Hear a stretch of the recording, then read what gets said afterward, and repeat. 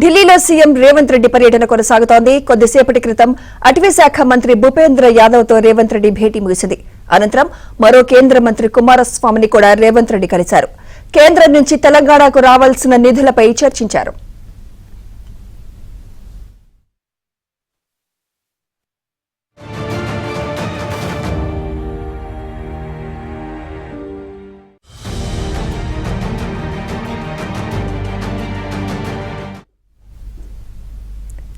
ఢిల్లీలో సీఎం రేవంత్ రెడ్డి పర్యటన కొనసాగుతోంది. కొద్దిసేపటి క్రితం అటవీ శాఖ మంత్రి భూపేంద్ర యాదవ్ తో రేవంత్ రెడ్డి భేటీ ముగిసింది.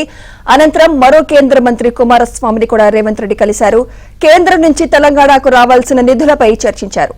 ఇదే అంశంపై మరింత సమాచారం మా ప్రతినిధి సతీష్ అందిస్తారు. సతీష్, ఈ భేటీలో ఏ అంశాలు ప్రస్తావనకు వచ్చాయి, అలాగే ఇంకా ఎవరెవరిని కలవబోతున్నారు సీఎం రేవంత్?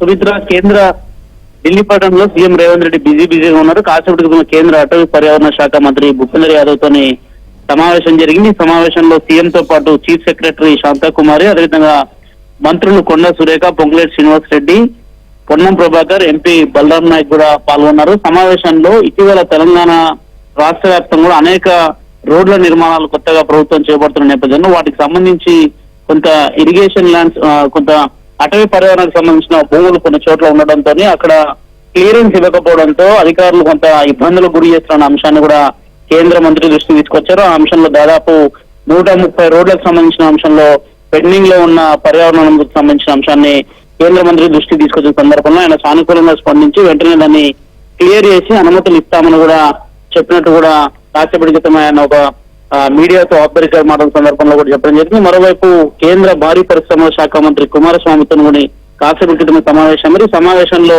పెట్టుబడులకు సంబంధించిన అంశంలో, అదేవిధంగా రాష్ట్రానికి సంబంధించిన పలు అనేక అంశాలపైన కూడా చర్చిస్తున్నారు. ఈ సమావేశంలో కూడా మంత్రులు పొంగులేటి శ్రీనివాస్ రెడ్డి, అదేవిధంగా పొన్నం ప్రభాకర్ కూడా హాజరవడం జరిగింది. అయితే ముఖ్యమంత్రి దావోస్ కు వెళ్తున్న నేపథ్యంలో ఒకవేళ దావోస్ లో పెట్టుబడులు తెలంగాణ రాష్ట్రానికి ఏ విధంగా తీసుకురావాలో ఆ విధంగా పెట్టుబడులు తీసుకొచ్చే సందర్భంలో ముఖ్యంగా కేంద్ర భారీ పరిశ్రమ శాఖకు సంబంధించి మంత్రి కూడా కొంత వెళ్లే అంశాలు కావచ్చు, అదేవిధంగా పెట్టుబడులకు సంబంధించిన అంశాలు కూడా కుమారస్వామితోనే కొంత చర్చించబోతున్నారు. ఈ సమావేశానికి కూడా అధికారులు సైతం కూడా హాజరయ్యారు.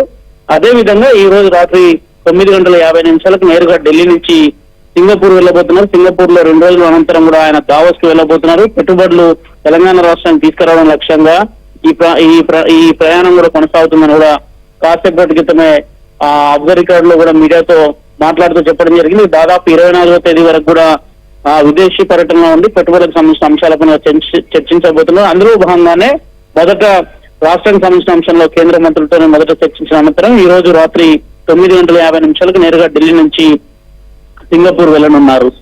Right, thank you Satish.